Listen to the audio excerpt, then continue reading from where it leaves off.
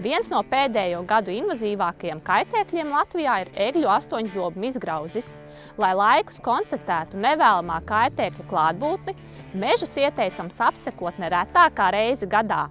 Pata iesaka egļu audžu apsekošanu veikt periodā no māja vidus līdz jūnija beigām, jo jūlija sākumā sāk šķilties koku stumbros izdētās mizgraužu olas.